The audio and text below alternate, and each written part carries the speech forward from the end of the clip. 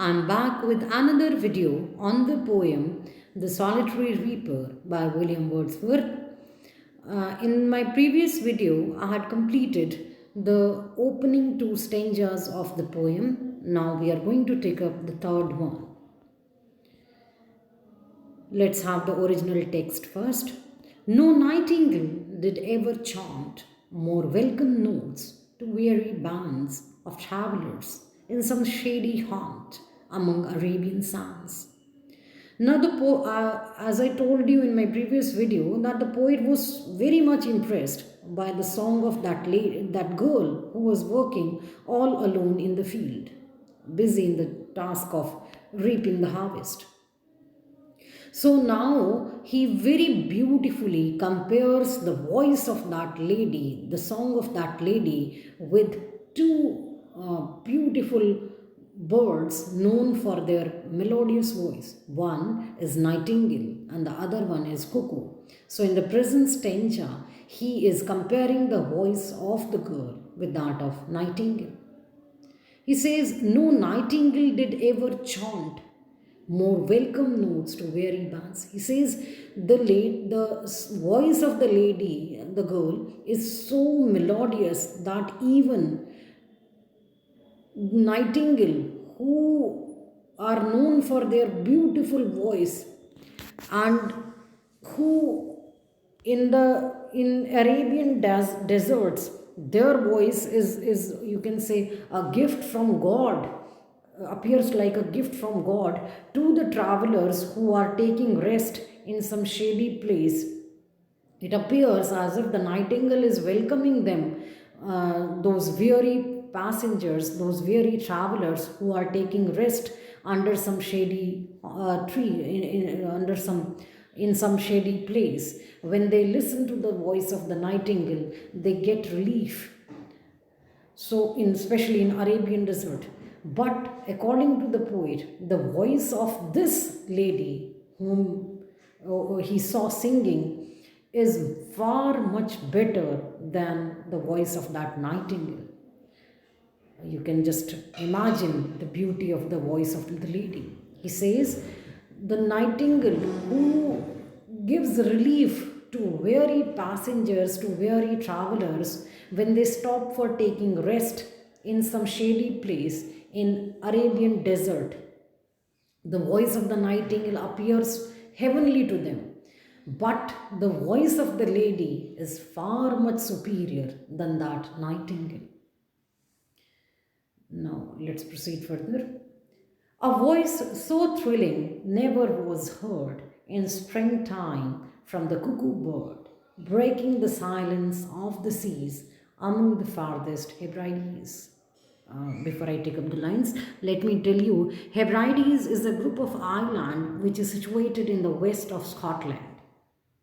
Now, as I told you earlier, that he is comparing the voice of the lady to the voice of two melodious birds. One was nightingale and the other one is cuckoo. He says, a voice so thrilling never was heard in springtime from the cuckoo bird. The voice of the lady is so melodious that the voice of cuckoo, who sings in the islands of Hebrides, where there is, you can say, only the sound of sea waves crashing against the island surface. The voice of cuckoo appears to be very melodious. It perhaps appears to be heavenly, but the voice of the lady surpasses even the voice of that cuckoo.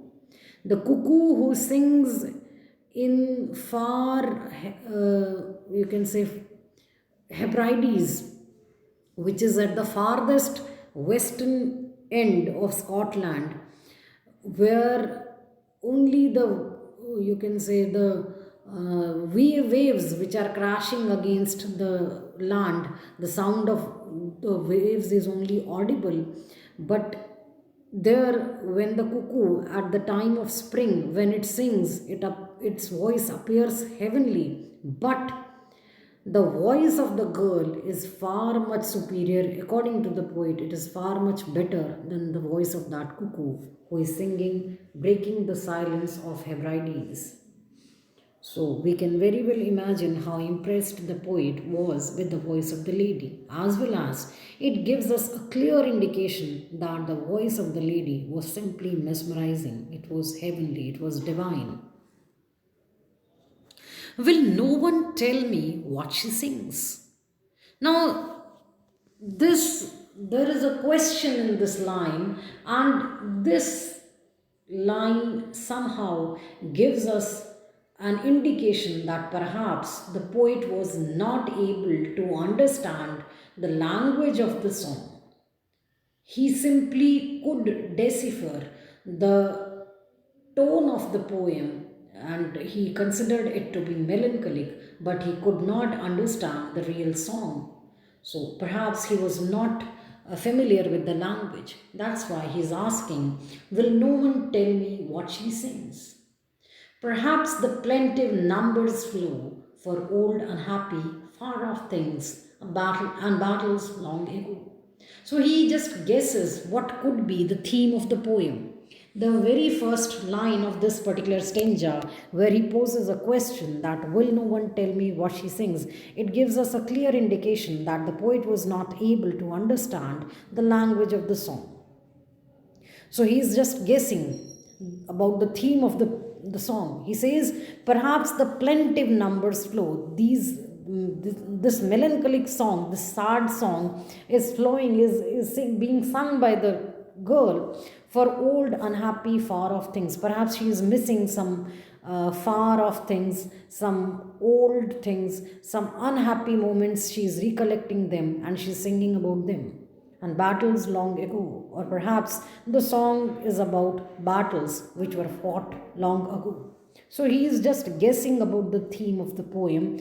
He is not able to understand the language of the poem. So let's have the whole thing in Hindi.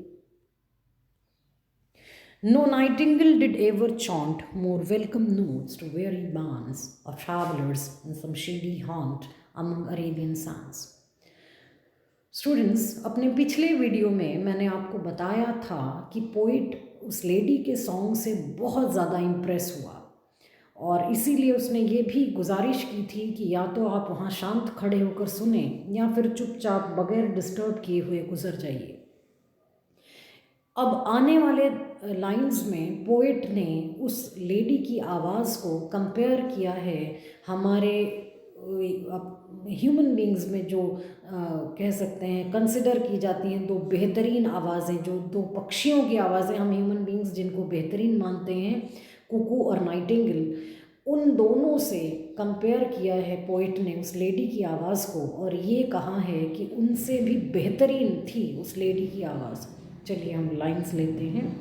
Poet कहता है, no Nightingale did ever चॉन्ट, कभी किसी बुलबुल ने इतना खूबसूरत चौंट chant, और का की इंग्लिश है, कभी किसी बुलबुल ने इतना खूबसूरत नहीं गाया होगा, more welcome notes to weary bands, इतना स्वागत का गीत, इतना बढ़िया स्वागत के लिए गीत नहीं गाया होगा किसी बुलबुल ने कभी, टू वेरी बैंड्स, थके हुए ग्रुप के लिए, ऑफ ट्रैवलर्स, यात्रियों के ग्रुप के लिए, यात्रियों के समूह के लिए, इन सब शेडी हॉन्ट, जो किसी छायादार जगह पर आराम कर रहे हों, अमंग अरेबियन सैंड्स, अरब के रेगिस्तान में, यानी अरब के रेगिस्तान में किसी छायादार जगह पर आराम करते हुए यात्रियों के समूह के लिए भी कभी किसी बुलबुल ने इतना बढ़िया गीत नहीं गाया होगा, वो यात्री जो थके हुए हैं।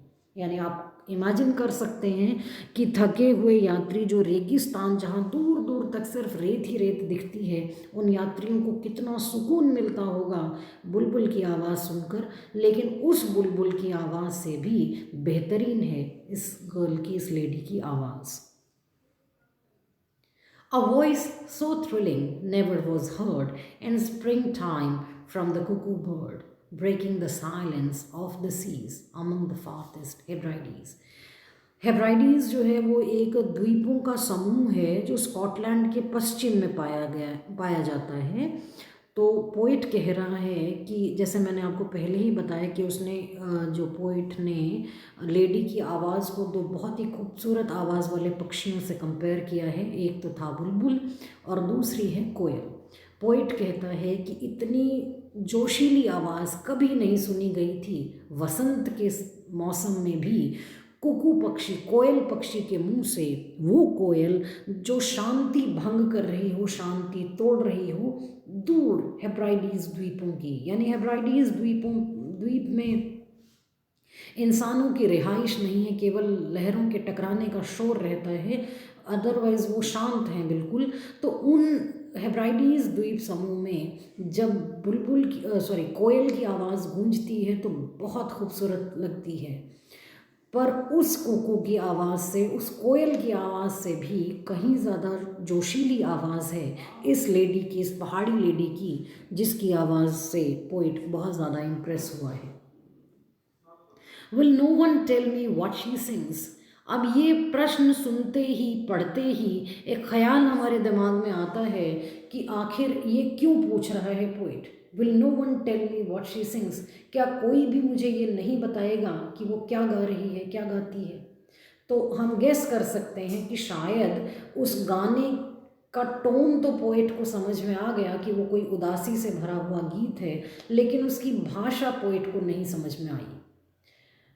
शायद वो वहाँ की भाषा नहीं जानता था, पहाड़ी भाषा नहीं जानता था, इसीलिए उसने गाने की टोन तो गेस कर ली थी। जैसा शुरुआत में उसने कहा मेलनकलिक, तो गाना उदासीन है, ये तो उसने ट्यून से पता कर लिया, टोन से पता कर लिया, लेकिन उसे गाना समझ में नहीं आया क्योंकि उसे भाषा नहीं आती है शायद।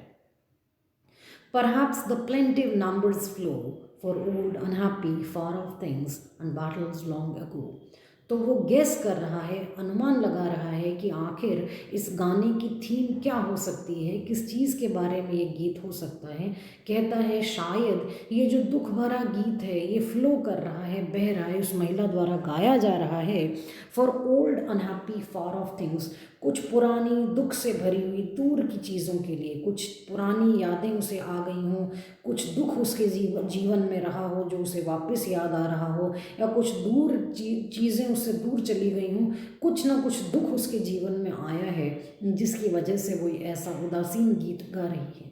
एंड बैटल्स लॉन्ग अगो, या फिर बहुत समय पहले लड़ी गई लड़ाइयों के बारे में वो गीत है। वो सिर्फ गेस कर रहा है, अनुमान लगा रहा है, क्योंकि भाषा उसे नहीं पता, मालूम नहीं है जिस भाषा में वो लेडी गीत गा रही है। पर इतना आकर्षण है उस गाने में कि पोइट खिंचा चला गया उसको सुनने के लिए और उस पर ये कविता रचने के लिए मजबूर हो गया। मेरा ख्याल है आज का जो पोर्शन हमने कवर किया वो आपको समझ में आया होगा। इसी पोएम को हम कंटिन्यू करेंगे अपने नेक्स्ट वीडियो में।